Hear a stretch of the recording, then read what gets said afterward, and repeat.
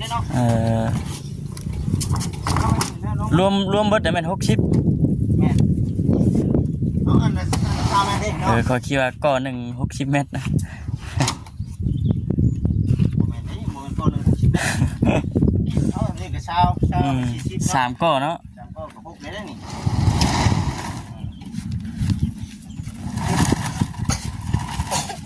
น้องต้นกล้าย่างแบกโยงนั่นแหละจังได๋นั้นก็กล้าเบรกเป็นอย่างว่าเนาะผมก็ได้เดี๋ยวมานั้นเดี๋ยวติ๊บโอเค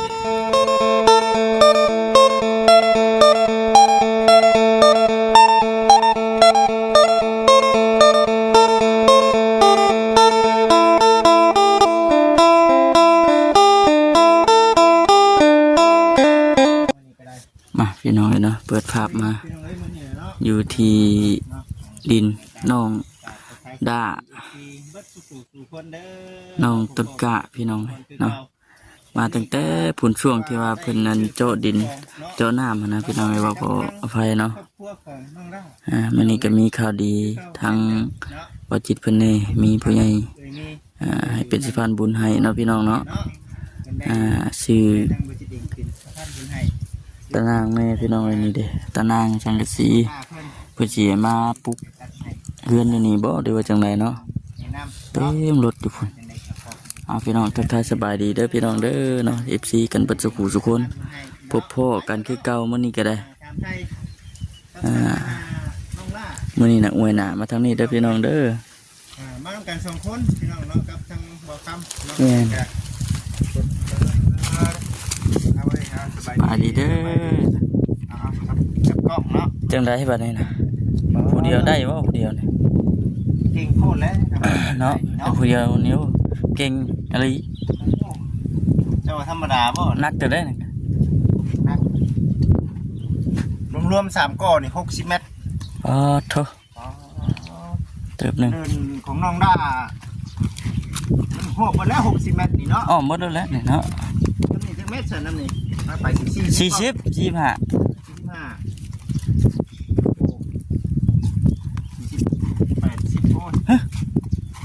ผลหยาดเลยนี่ดิพ่อไปจังหน่อยแล้วเนาะสบายดีเป็นจังไร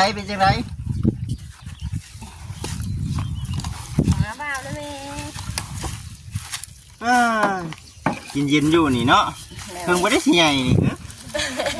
บ่ไม้นี่ไม้ใส่นี่มันบวบมันดอกบ่แล้วนี่วันน้องดาวเพิ่นว่ามาย่อเฮือนน้อยไว้นี่พอได้อยู่มันสิใช้ได้บ่มาเฮ็ดปลูกเฮือนน้อยอยู่ไว้อยู่นี่โดยไม่ใช่เนาะไม่มั่งเฮือนเก่าอยู่บ้านโดยให้พอนะน้องนะไปหามักตาลไปหามาอย่างก็มาขายไปหามักตาลมาขายโดยบืนขึ้นกกเองได้นี่โดยย่านอย่างเดียวขึ้นกกมักตาลพี่น้องเอ้ยเนาะยันเตนเนาะยันเตนยันงูแหละใบมันหนาครับเนาะตัวอันนี้พี่น้องเอ้ยกำลังเนาะปลูกวางได้เลยเพิ่นว่าทางนั้นทางคำมีเงินกะบุญดินก่อนคิดบุกแถวนี้แหละอันนี้ป่ะโดยโอ้ปุ๊กไหวที่พี่น้องเจ้คุ้นดินก้อนเนาะโดยคำว่ามันเดี๋ยวมันสีอันน่ะน้ำเนาะโดยเป็นไหนาอันนี้คือในความคิดของเพิ่นเนาะไปสานราไปเบิ้งดูขึ้นหลายแค่ไหนไม่แบบนะดูเนาะไปเบิ้งโจ้พี่น้องเลยเตรียมพร้อมเด้อพี่น้องเด้อเสาก็แม่นเบิดบ่บ้านน้องด้าตัวไหนมึงรู้ไหมนะเสาบ่เสามันเป็นเสาไม่เต็มเด้อเนาะเสาไม่ขยุ่งจังน้องด้าเห็นว่าได้อยู่เนาะได้อยู่ดอกทำเฮ็ดอันตอบน้อยอะไรตอบน้อยได้อยู่เนาะได้อยู่พี่น้องเลยเนาะเขาก็ไม่เส้นอันนี้ก็ได้เนาะยังได้อยู่เนาะได้อยู่เนาะยังโอ้คักโยสัน มันยังแน่นอยู่ใหม่ ไม่มันเจ็บอยู่แล้วผัก ต้องเล็กตะปูเด้อ ระวังเหยียบเล็กตะปูเนาะ ออกแล้ว ยังเอาเบิ้ลเลยบ่ เลย มั่นใจบ่ฮะ ใจยัง มั่นใจบ่ระวังรถช่างเข้ามาเหยียบนี่โอ้ยเนาะโอ้ตู้พี่น้องเลยเนาะไม่เคลื่อนเก่าแม่นบ่ เลย ตัวปูกัดน้ำก็มีเนาะ โอกาสนั้นก็มีอยู่แต่ว่ามันก็ได้น่าจะได้อยู่ดอกเนาะเฮ็ดใหญ่ดีบ่กระต๊อบนี่ กะยังบูดน้ำพอแล้ว ยังบ่ฮู้น้ำพ่อบ่ เลย โอ้เผื่อเบิดใหม่นี่ก็ถือว่าเติมหนึงได้เนาะ เติม บ่ หนึ่ง คำ แล้ เนาะ วเนาะ นี่มาเบิ่งข้างนี้บัดนี้ป๊าตุ๊เบิ่งนี่เนาะพี่น้อง FC เนาะ เป็นหยังก็ยังพุ่น แป้นก็งามอยู่เด้อแป้นนี่เด้อ พอได้แอมอยู่เนาะ โอ้ยคักแป้นปูบ่น้องได้ว่าแป้นยังนี่ เป็นพาม แป้นปูเนาะได้เบิดอยู่พี่น้องเอ้ยได้อยู่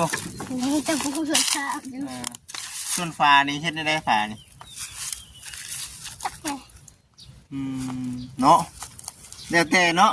เลย เบิ่งตามสภาพการมันเนาะน้องโอ้ได้อยู่เป็นปูพี่น้องเด้อเนาะตอนนี้เพิ่นเป็นฟ้าแล้ว เป็น บัด ฝาพุ่นปูอยู่พุ่นจ้ะ แป้นดูแล้วก็มีแป้นดูแป้นพาน่ะ รวมกันเนาะ เลย แต่ว่าสิเฮ็ดหยังก่อนตัวนี้ ไปคันเลือกปูแล้วก็ชีวิตแป้นพานะ สิปูก่อน เลย ทั้งปลาทั้งผาทั้งปู เด้อมื้อนี้พี่น้องเอ้ยเตรียมพร้อมไว้แทนมื้อใดสิมาเฮ็ดฮะ พอต้องดาวอ่ะมันแบบยังถึง ยังเฮิง หางบซื้อเด็กตะปูอยู่ ห ว่ะ รือว่าจังได ยังบูดเลย สิเฮ็ดเองบ่เนาะหรือว่าจังไดเนาะนี่พูนเห็นบ่น้ำรถบ่าวน่ะเห็นบ่ เห็น เอาลงได้บ่ บ่ได้อยู่นะ เอาเมื่อเนาะบ่คำซะ เอาเมื่อพุ่นแล้ว แกมาฮอดบ่แห้งไหนเอาลงบ่ได้อยู่เมื่อแล้วบ่เนาะ เลย เนาะพี่น้องเอ้ยไปซะเนาะไปเบิ่งก่อนเดี๋ยวอันนี้ยังได้อยู่เด้อเนาะ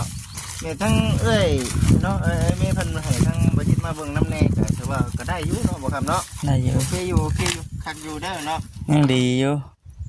แต่ว่าคันให้กบน่ะกบบ่ได้ มันบางแล้ว มันบางแล้วมันบางแล้วมีแต่ว่าก็น่านั่งไปนั่งมาถูไปถูมาบัด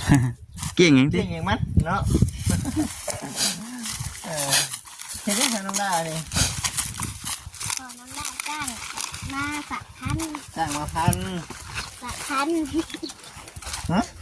สะพัน โอ้พวกกินนี่บ่โอ้คนกินนี่เด้ จิตหัวเนาะแต่ว่ามีแผนว่าสินี่แม่นบ่เลยสิพุกไว้นี่ก่อนเนาะ เลยพอน้องดาวเราพูดคุยกันก่อนเดี๋ยวต้นอาหารเขียวที่แรกพอน้องดาวว่าที่ไหนก็เขามาตรวจให้แหละ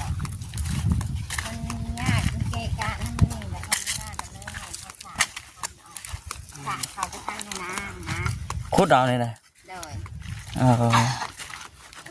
จ้างใครก็ การเขาหาพอน้องดาวเพิ่นว่าเพิ่นจ้าง300,000 ได้ครับบ่อันน่ะคำว่ารุดนะ เมื่อดุดหันพอน้องดาวไปหาวานนี่คือเพิ่นว่า500,000นี่แหละหมดแบบว่าไม้น้ำมื้อนี้แล้วเขาขี้ข้านหั่นนะมันบ่ยุ่งมันยากน้ำมื้อนี้ อยู่แถวนี้เนาะ โดย ก็เลยบ่ติ โดย เนาะเฮ็ดใหญ่เติบได้นี่เนาะ โดย ตัวนี้ก็สีปลูกไว้ก่อนว่าซั่นนะพี่น้องเอ้ยปลูกพอได้พักได้เช้า โดย เป็นไปได้ก็มานอนเลย โดย ใช้เสืออันนี้เสือลงไว้นี่บ่ไว้ผมนี่บ่ โดยพอน้องดาวน้ำแมลงกะเห็นหัวแล้วจะให้เพิ่นอ้อม กำ เอาไว้ที่ย่านเขาลาดแก่เขาไปพูด เกเข้าไปเนาะ โดย ถ้าจะนี่ได้บ่คำเด้อเดี๋ยวสิถอยหลังมาบอกเด้อ โอเคอ่าอ๋อจากมื้อนี้ก็บ่ได้ไปขายเครื่องเว้ยมันนี่ คายบ่ดีเบาค่ะ เป็นนี่ได้ มันใกล้จะหอดลงให้ลงมาแล้วคนก็บ่ค่อยไปเล่นไปเที่ยว แค่ว่ามันใกล้ฮอดยามหน้านี่มันขายบ่ค่อยดีคือช่วงนั้นบ่ได้ โดย ช่วงนั้นมันมีคนไปดินไปเที่ยว แบบว่าปีใหม่เด้พอได้ขาย อันนี้เนาะ โดย แต่ละปีก็แบบนี้บ่ โดย น้องล่านะแล่นเต้นน้ำรถมีขายปิ้งไก่ ใหญ่มา มาอีกมาอีก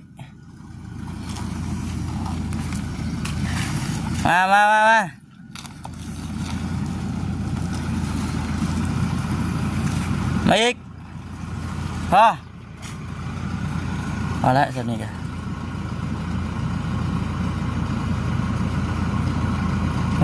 แดดมันขนาดบดก็ยังเอาเนาะยังตกอยู่ฝนมัน คือมือหอมประตูจักมือ ว่านี่เป็นได้ใช่ ว่านี่ก็บ่มีคนเดียว บางช่วงขี้ตกอยู่ดิ เลยมาแล้วบัดบ่ตก เอาลงไว้ให้ทั้งน้องหน้าไปก่อนเนาะอันนี้ก็เป็นของทั้งเอ้ยมีเนาะ เลย ทั้งเราบัดอยากให้อ้อมแม่นบ่ เลย บ่พอก็จักหน่อยเลยเนาะ เลย 60เลย60 เมตรเลยพี่น้องเอ้ยเปื่อยแล้วมันเปลี่ยนไปเนาะเล็บซี่ไปใช้น้องหน้านี่เนาะ เลย น้ำแข็งเลยมันห้อนแบบนี้ทำสิกินเนาะน้องหน้าเอาบ่ได้โอ้ย ได้ป่ะผู้เดียวได้ป่ะ มันกัน นักได้ตั้งกล้องไว้นี่ก็ได้นะ ได้อยู่ ยืนตึมลงบ่ได้เนาะ ได้อยู่20 เมตรเด้อพี่น้องเด้อนี่เด้อไปคุณบอก ไม่นี่ก็ได้แหละเมื่อกี้นักยอม เอาขี้ กี่เหงาบ่นะ โอ้เห็นได้มันง่ายนี่แหละเนาะโอ้พี่น้องเอ้ยคุณนี่เพิ่งก็อยากได้อยู่ฉันน้องหน้านี่เนาะได้ป่ะ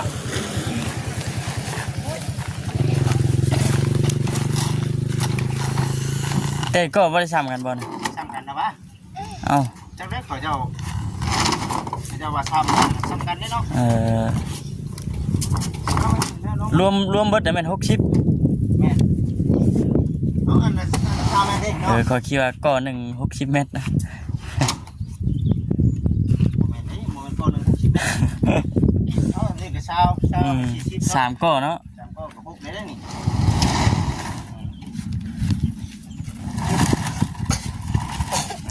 น้องต้นกล้าย่างแบกโยงนั่นแหละจังนั้น อันนั้นก็กล้าเบรกเป็นอย่างว่าเนาะอย่ามานั่งเดี๋ยวซิปโอเคไปเด้งโอ้ช่วยกันอีกคนนึง ลุยปันยังบ้านเนี่ย ก็จะถ่ายมาเลยพี่น้อง ใช่ สังสีได้จักแผ่นเท่านั้นบ่จิต สังกะสีดาวแฮน พอในน้องจะตบข้างเลยจึ๊กก็เหมือนเดิมคนเอานี่ได้เห็ดกันหนังจับเลยเนาะผมนั่นเลยนะปึ๊บตึ้มปึ๊บไปปึ๊บคาปึ๊บได้แล้วเนาะ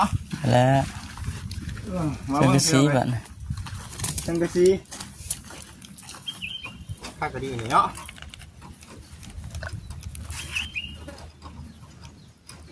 สังกะสีก็งามชับพี่น้องเอ้ย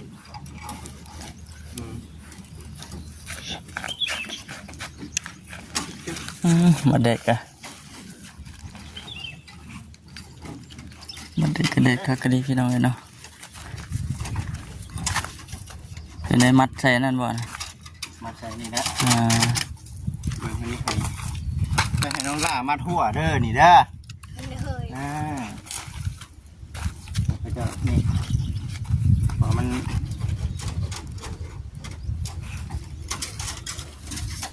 น้องล่าเสร็จที่2นี่เห็นบ่เรื่องแบบนี้แหละ เขาให้กวนมิเทเพื่อได้นี่นะจวดเขาเดียวได้อย่ามาได้ระวังเด้อ ที่แผ่นนี่ก็นักเติมได้เนาะ โอ้นักเติบเลยน้องด่าอยากเบรกเมื่อกี้นี่ เบรกแล้วนะมันคงกล้าเนาะ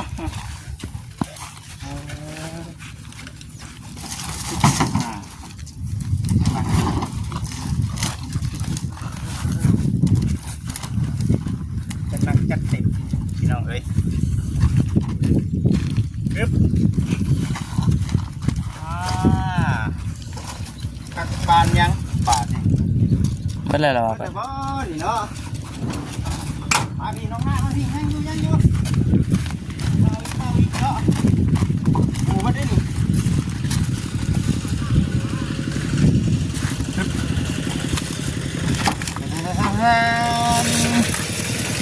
ยุบเอาได้ป่ะเอาได้เบิ้งน้องต้นกล้าดิ ไม่ยังเห็นบ่มี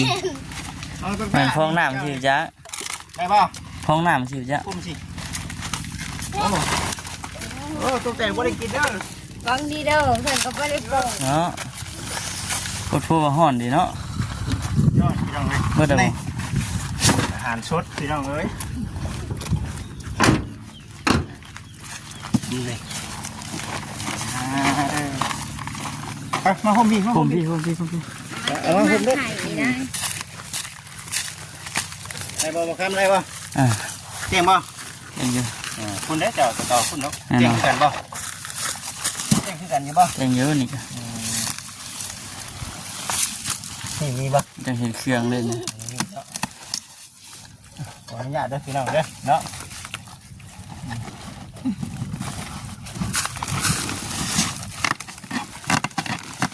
แก้ เจ้าค่ะ มายังนะให้ทั้งปลาดุงเมืองด้วยครับนี่พี่น้องเอ้ยเนาะพูนนี่อยู่ในห้างมาจิตเองพี่น้องเนาะทั้งเอ้ยเป็นอุดหนุนเป็นขนมยูโรเนาะพูนเป็นยูโรคือเก่าพี่น้องเอ้ยเนาะซ้ำสิกินบาทนี่เนาะครับเอาอย่างนี้นี่พูนเป็นนั่นน่ะสบู่แล้วก็ปีโป้เนาะเบิ่งดูแล้วก็อย่างเนาะไก่ห่อนนี่ดูเพียงเอามีนุ่มน้ำแน่เด้อน้องเด้อตัวนี้น้ำแน่แคบ2ยาสะหัว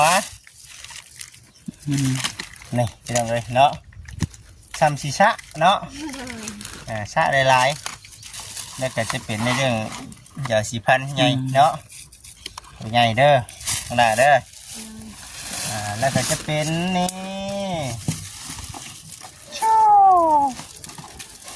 ซีดหมูพี่น้องเลยเนาะเอาซีดหมูไปใส่ตัวนี้โบไห่ได้ตัวนี้ได้เนาะปึ๊บไปนี่ก่อนเนาะแล้วก็จะเป็นในเรื่องปลาทูนี่เป็นทางเมย์เป็นช่วยซื้ออันนี้แน่เนาะมาผักมาต้อนเลยเนาะ เต็งไข่ มีไข่น้ำแน่เนาะดื้มได้บ่ฮึบเอาไม่ไข่น้ำแน่นี่กินข้าวก็ยังใส่แต่ละมื้อนะฮะบ่กินข้าวทุกคนไม่ขนมโอเคกินเอาไปทุกคนเป็นขนมโอ้คักได้หลายบ่เป็นขนม พอได้กิน บ่ได้กินอยู่บ่ เกาะตรงนี้ น้ำแข็งนี่บ่โอ้คักอยู่ได้เนาะเดี๋ยวมันก็เย็นดื่มกันนิดเนาะ อยู่หุ่นมีเนสเซ่อยู่บ่อยู่ มีตู้เย็นบ่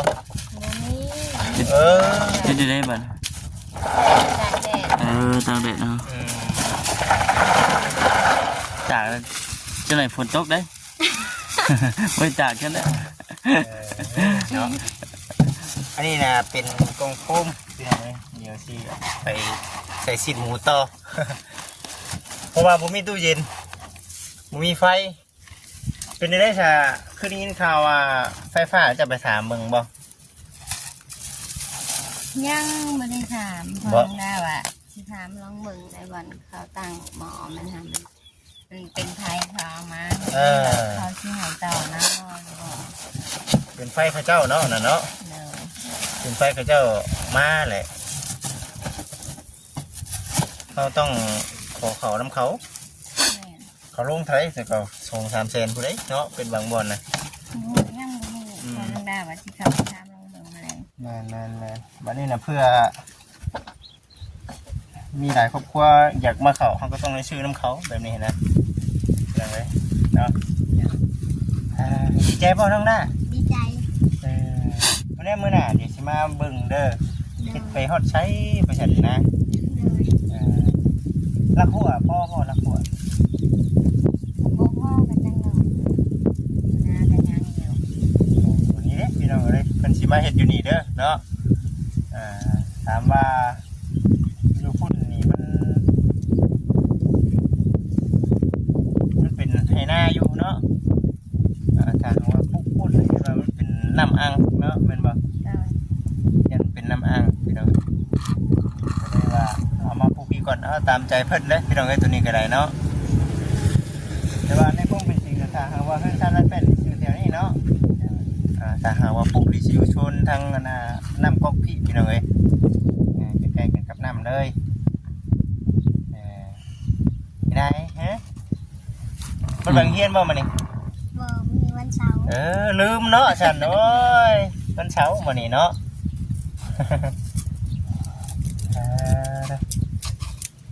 บ่แล้วหรอกมื้อนี้เอ้ย เลย บ่แล้วมื้อนี้เฮ็ดได้ก็บ่แล้วอันหัวนะ บ่แล้วเนาะ ต้องได้เอามือเนาะ เลย